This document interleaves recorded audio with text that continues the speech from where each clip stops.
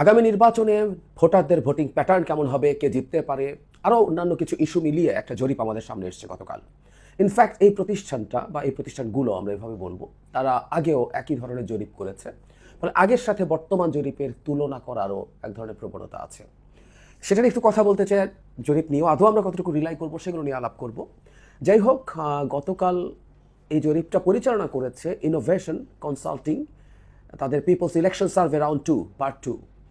এর সাথে সহযোগিতা করেছে ভয়েস ফর রিফর্ম এবং Bangladesh Research Analysis and Information Network বা ব্রেইন। তারা মিলে এই জরিপটা করেছে, এটার ফলাফল প্রকাশ করেছেন আমাদের সামনে। এখন যেটা সবচেয়ে ইম্পর্টেন্ট ব্যাপার, মানে অনেকগুলো ইস্যু আছে গুরুত্বপূর্ণ, আমি মনে করি আলাদাভাবে কতগুলো ইস্যু নিয়ে একত্র করে কথা বলবো। যেমন ভারত পাকিস্তানের সাথে আমাদের সম্পর্ক কেমন হওয়া দরকার, আওয়ামী লীগের ভোটে আসা উচিত কি অনুচিত, এই জায়গায় ছোট্ট একটু বলে রাখি, উইচ ইজ ভেরি ইন্টারেস্টিং। ভোটদানে বিরত যতজন ছিলেন তার বাইরে যারা মতামত দিয়েছেন তার মধ্যে সমান সমান সংখ্যক বলছেন, 45%-এর কাছাকাছি বলছেন যে তাদেরকে নির্বাচনে আসতে দেওয়া উচিত না, আবার একই সংখ্যক বলছেন তাদেরকে নির্বাচনে আসতে দেওয়া উচিত। সো আমরা এই জরিপটার এই দিকটাও একটু নিয়ে আরও একটু বিস্তারিত কথা বলবো। এবং শুধু তাই না, বিভিন্ন বয়স, বিভিন্ন এলাকা, বিভিন্ন লিঙ্গকে ভিত্তি করে ভোটিং প্যাটার্ন কেমন হতে পারে সেই ধরনের আলোচনা আছে। কিন্তু একটা ক্রুড জায়গা নিয়ে আসলে কথা বলতে চাই, সেটা হলো আগামী নির্বাচনে জামায়াত আর আওয়ামী লীগ যদি একত্র হয় তাহলে পরিস্থিতিটা কি হতে পারে। মানে এই আলাপটা চলছে যে আওয়ামী লীগ কি পারে জামায়াত ইসলামীকে সমর্থন দিয়ে বিএনপিকে হারিয়ে দিতে, কারণ বিএনপিকে সে তার প্রধান শত্রু বলে মনে করে। এই আলাপটা আছে, সুতরাং আমরা এটা নিয়েই মূলত কথা বলবো ভোটের প্যাটার্ন দেখে। তার আগে এই অঞ্চলের জরিপ নিয়ে একটু কথা বলি। কেউ কেউ মেথোডোলজি নিয়ে প্রশ্ন করছেন। আমি মনে করি, আমি বিশ্বাস করি যে প্রতিষ্ঠানটা এটা করেছেন, এদের সম্পর্কে আমি জানি, তারা একটা জেনুইন মেথোডোলজির মাধ্যমে এই কাজটা করেছেন বলেই আমি বিশ্বাস করি, আমি রিলাই করি তাদের উপর।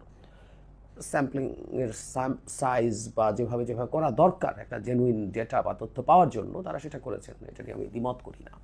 কিন্তু আমি সমস্যা অন্য জায়গায় মনে করি। সমস্যাটা হচ্ছে এই অঞ্চলের মানুষ, এই জরিপগুলোর মানে কারো পরিচয় দিয়ে কিছু প্রকাশ করা হচ্ছে না, কিন্তু তারপরও এই অঞ্চলের মানুষ আসলে সঠিকভাবে তথ্য দেয় বলে আমার সিরিয়াস ডাউট আছে। আমরা বাংলাদেশকে সরিয়ে রাখি।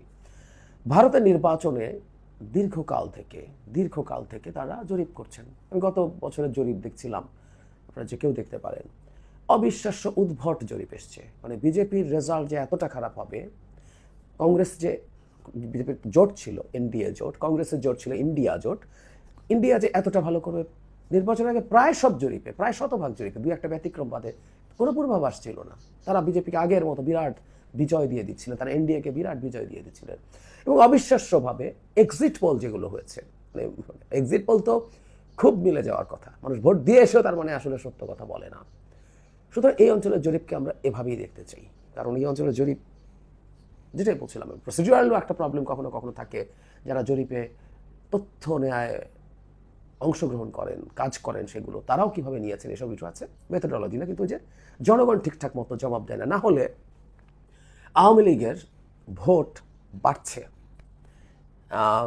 তাদের আগে যে জরিপটা করেছিলেন সেখানে কয়েক মাস আগে 14% ছিল তাদের ভোট, এটা এখন 18.8%। মানে আওয়ামী লীগের ভোট বাড়ার কারণ কি, আওয়ামী লীগ কী করেছে যে ভোট বাড়বে? আমার ব্যক্তিগত অপিনিয়ন হচ্ছে, যদি এই জরিপের ডেটাগুলো সঠিক হয়ে থাকে, একটা অংশ আগেও আমরা দেখেছি, একটা অংশ ভোট কাকে দেবে নিশ্চিত নন বলেছেন। আমার ধারণা তারা ইভেন জরিপকারীর কাছে তথ্য দিতে সংকোচ বোধ করেছেন, ভয় পেয়েছেন টু সাম এক্সটেন্ট, তারা এখন সেটা দিয়েছেন। সুতরাং আওয়ামী লীগের ভোট বেড়েছে ব্যাপারটা এইরকম না, 4% মানুষ হয়তো বেশি করে তাদের মতামতটা এখন জানিয়েছেন। আওয়ামী লীগের হাতে গোনা কিছু লোকজন আছে এবং সেটা এখন 18.80, মানে প্রায় 19%। মানে ঘটনাচক্রে আমি এই সংখ্যাটা দীর্ঘদিন থেকে অনুমান করে বলি যে প্রায় 20% মানুষ আওয়ামী লীগকে এখনও সমর্থন করে। এটা সামহাও মনে হলো মিলে গেল। ইন্টারেস্টিং ব্যাপার হচ্ছে, বিএনপির এই মুহূর্তে ভোট হলো 41.30%। বিএনপির এই ভোট গত কিছুদিনের তুলনায় কমেছে। এটা আগে যেটা ছিল 41.70, মানে 0.4% কমেছে। জামায়াতের আগে ছিল 31.60, এটা 30.30 হয়েছে। জামায়াতের 1.3% কমেছে, এটা একটু সিগনিফিক্যান্ট জায়গা। এই জরিপটা পরিচালিত হয়েছে 2 সেপ্টেম্বর থেকে 15 সেপ্টেম্বর পর্যন্ত। 9 সেপ্টেম্বর, আবারও বলছি, এই জরিপের ফলাফলকে আমরা খুব সিরিয়াসলি নেব না, কিন্তু প্যাটার্নগুলো একটু খেয়াল করি। 9 সেপ্টেম্বর ডাকসু নির্বাচন হলো। ডাকসু নির্বাচনে ভূমিধস বিজয় পেল জামায়াতে ইসলামী, সবার তখন প্রচুর আলোচনা জামায়াতের এই ডাকসু বিজয় বিরাট ইম্প্যাক্ট ফেলে দেবে জাতীয় নির্বাচনে। সো আমরাও খেয়াল করি 2 থেকে 15, তার মানে মাঝামাঝি পর্যায়ে ডাকসু নির্বাচনটা হলো, প্রচুর ডেটা কালেকশন পরেও হয়েছে, তারপরও জামাতের ভোট কমে গেছে। কেউ বলতে পারেন ডাকসু জেতায় 1.3% কমেছে, এটা নাহলে আরও অনেক কমে যেত। তাহলে একটা প্রশ্ন আমরা করতে পারি, এখন আমি আসবো আওয়ামী লীগের সাথে জামাতে যুক্ত হওয়া নিয়ে। সেটা হলো, বলা হচ্ছে দীর্ঘদিন থেকে যখন মাঠে নানা রকম অনিয়মের সাথে, দুর্নীতির সাথে বিএনপির লোকজন জড়িয়ে গেছে বলে অভিযোগ আছে, এবং বিএনপি সেটা স্বীকার করে অনেক ক্ষেত্রে বহিষ্কারও করেছে। একটা সংখ্যা আমরা জনাব তারেক রহমানের কাছ থেকে জানি, 7,000 বহিষ্কার করা হয়েছে। এর মধ্যে সবাই যে চাঁদাবাজি দখলদারি তা না, সাংগঠনিক কারণে বা নানা রকম শোডাউন করার কারণে, এসবের কারণেও হয়েছে। তো বলছে যে বিএনপির অবস্থা খুব খারাপ হবে এবং সেটা খুব রাতারাতি জামাতকে ভালো পজিশনে নিয়ে যাবে, কারণ অ্যাপারেন্টলি জামাতের লোকজনের এই ধরনের প্রকাশ্য অনিয়ম বা দুর্নীতি সাথে যোগসাযোগের অভিযোগ তুলনামূলকভাবে কম। কিন্তু আমরা অবাক হয়ে দেখলাম যে বিএনপিরও যতটুকু কমেছে, জামাতের কমেছে তার চাইতে অনেক বেশি। ইন্টারেস্টিং। আরেকটা কথা একটু বলে রাখা ভালো, আমি তারপরে মূল আলোচনায় যাচ্ছি। সেটা হলো, জামাতের এই পার্সেন্টেজের ভোট হলেও জনগণকে যখন জিজ্ঞেস করা হয়েছে কারা সরকার গঠন করার জন্য সম্ভাবনা বেশি বা উপযুক্ত, সেই ক্ষেত্রে বিএনপি জামাতের তুলনায় এগিয়ে আছে আরও বেশি, তাদের ডিফারেন্সটা আরও বেশি। তার মানে অনেকেই মনে করেন, যারা জামাতকে ভোট দিলেও তারা মনে করেন যে তাহলে সেটা খুব বেশি পজিটিভ হবে না, জামাত জিতবে না, এটা পারসেপশন আছে। এবার আরেকটা জায়গা তাদের আছে, তারা বলছেন যদি আওয়ামী লীগ নির্বাচনে অংশগ্রহণ না করে তাহলে কে কত পার্সেন্ট ভোট পাবে। সেই ক্ষেত্রে বিএনপি 45.6% এবং জামায়াত 33.5% ভোট পাবে বলে বলছে। আচ্ছা, আমরা এই জায়গাটা একটু আসি। এটা হলো স্পন্টেনিয়াসলি যদি হয়, যদি এমন হয় আওয়ামী লীগ একটা কেন্দ্রীয়ভাবে সিদ্ধান্ত নিল তারা কি করবে না করবে। বিএনপির বিরুদ্ধে আওয়ামী লীগের কঠোর কিছু অভিযোগ আছে। 1 নম্বর অভিযোগ হলো, এতদিন পর্যন্ত আওয়ামী লীগ যখন রাস্তায় মিছিল নিয়ে নেমেছে, বিএনপির লোকজন, ছাত্রদল, যুবদল বা বিএনপির লোকজন সেটাকে প্রটেক্ট করেছে, এটাকে থামিয়েছে, কখনো কখনো কিছু হালকা আঘাত করেছে, করে পুলিশের হাতে হস্তান্তর করেছে। জামায়াতকে কখনো, এনসিপিকে কখনো এই ধরনের মিছিলকে থামাতে দেখা যায়নি। তার চাইতে জরুরি কথা, দেশের বিভিন্ন এলাকায় আওয়ামী লীগের অন্যায় অবিচারের বিরুদ্ধে যে মামলা হচ্ছে, এগুলো মূলত বিএনপির লোকজন করছেন। হবারই কথা। আমরা এখন জামাতের এই শেষ মুহূর্তে এসে ভূমিকার কথা দেখছি। জামাত তো আসলে 14-15 সালের পর পুরোপুরি থেমে গিয়েছিল। তারা খুবই টাফভাবে মাঠে ছিল যখন তাদের নেতাদের ফাঁসি দিচ্ছিলেন শেখ হাসিনা।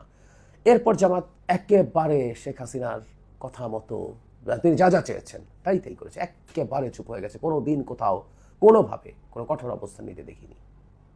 বিএনপির সাথে জামাতের একরকম ছাড়াছাড়ি হয়েছে, মানলাম। বিএনপি জামাতকে ইগনোর করে চলতে শুরু করেছে, কিন্তু শেখ হাসিনার বিরুদ্ধে কি জামাতের কোনো অভিযোগ নাই? তার বিরুদ্ধে জামাতকে স্বতন্ত্রভাবে কোনো মুভমেন্ট করতে পারতো না? করেনি তো। ফাইনালি 28 অক্টোবর 2023 বিএনপির উপরে যেদিন মারাত্মক ক্র্যাকডাউন হলো, সেদিন জামাত সুখে শান্তিতে সমাবেশ করে বাড়ি ফিরে গিয়েছিল, মনে আছে আমাদের নিশ্চয়ই। যে কথাটা বলছিলাম, তার মানে জামাতের উপরে অন্যায় নিপীড়ন একটা পর্যায়ে এসে থেমে গেছে, কারণ জামাত চুপ হয়ে গিয়েছিল। যাই হোক, বিএনপির লোকজন এখন তাদের উপরে নিপীড়নকারীদের বিরুদ্ধে মামলা দিচ্ছেন, এবং এখানে একটা কথা বলে রাখা দরকার, বিএনপির লোকজন অনেক ক্ষেত্রে হয়রানিমূলক মামলাও দিচ্ছেন। কোনো আওয়ামী লীগ সমর্থক কারো, যিনি কোনো এসবের সাথে জড়িত ছিলেন না, তার নাম ঢুকিয়ে দিচ্ছেন, এবং সেখানে এক ধরনের মামলা বাণিজ্য হচ্ছে। হোয়াট এভার, বিএনপির এই মামলার কারণে আওয়ামী লীগের লোকজন এফেক্টেড হচ্ছে, সুতরাং আওয়ামী লীগের ক্ষোভ বিএনপির উপরে আছে, এটা কোনো সন্দেহ নাই। এখন বিএনপিকে দমানোর জন্য যদি আওয়ামী লীগ সিদ্ধান্ত নেয় জামায়াতে ইসলামীকে ভোট দেবে, সো জামায়াতের প্রায় 30%, আওয়ামী লীগের প্রায় 20%, মানে প্রায় 50% ভোট তার পক্ষে চলে যায়। 50%। এর মধ্যে এনসিপির জরিপে যেটা দেখানো হয়েছে, 5.1%-এর মতো ছিল, এটা 4.1% ভোট পাবে বলে বলা হচ্ছে, তারও 1% কমে গেছে। সো এই এনসিপি কাগজে কলমে বলছে যদি বিএনপির সাথে যুক্তও হয় এই ভোট, তারপরে সেটা কম হয়। আবার একটু বলে রাখা ভালো, ভোটের পার্সেন্টেজ মানে সিট না, এটা আবার আরেক আলোচনা, আমরা ঢুকছি না ওই জায়গায়, কিন্তু আপাতত আমরা এভাবেই একটু রাখি। বেশি ভোট পেয়ে কম সিট পাওয়ার সমূহ কারণ থাকতে পারে, এটা ফার্স্ট পাস্ট দ্য পোস্ট সিস্টেমের ধরনটাই এরকম। তো যাই হোক, আওয়ামী লীগ যদি কেন্দ্রীয়ভাবে সিদ্ধান্ত নেয় জামাত ইসলামীকে ভোট দিয়ে বিএনপিকে ক্ষমতায় যেতে দেবে না, ইভেন জামাতের যে পার্সেন্টেজে সমর্থন দেখানো হচ্ছে, আমি এটা রিলাই করি না, এটা হচ্ছে কমও যদি হয়, তারপরে একটা ভালো ফাইট হওয়ার প্রবণতা তৈরি হতে পারে, এবং আওয়ামী লীগ ভারত এই মডেলে যাওয়ার সমূহ সম্ভাবনা আছে। এই কথাটা আমি অনেকবার বলছি। ইনফ্যাক্ট একটা সময় আমার শুরুতে মনে হয়েছিল যে ভোট বিএনপির দিকে বেশি যাবে। ইনফ্যাক্ট এখনও যারা মানে হাসিনার কথা শোনে না এরকম আওয়ামী লীগের আছে, যারা লিবারেল, যারা সেন্ট্রিস্ট, যারা সেকুলার, তারা হাসিনা বললেও জামাতকে ভোট দেবে না, তারা মূলত বিএনপিকেই ভোট দেবেন। কিন্তু অন্য যে আপামর সমর্থক গোষ্ঠী আছে, হাসিনা যদি চায় জামাতকে ভোট দিতে পারে। এতে বিএনপি যেমন পরাজিত হবে, জামাত যদি ক্ষমতায় যায় বা খুবই শক্তিশালী হয়ে ওঠে, শক্তিশালী বিরোধী দল হয়ে যায়, সেটা শেখ হাসিনা এবং ইন্ডিয়ার ন্যারেটিভকে স্ট্রেংথেন করবে যে বাংলাদেশে একটা মৌলবাদী দল ক্ষমতায় গেছে বা ক্ষমতায় না গেলেও ভীষণ শক্তিশালী হয়ে উঠছে। এটা ভারতের ডোমেস্টিক পলিটিক্স এবং বাংলাদেশকে মৌলবাদী রাষ্ট্র হয়ে উঠছে, এই ন্যারেটিভ ইন্টারন্যাশনালি প্রচার করতে খুবই সাহায্য করবে। সুতরাং এই জরিপের ভিত্তিতে আমরা এই শঙ্কার কথাটা আবার নিশ্চয়ই বলে রাখবো।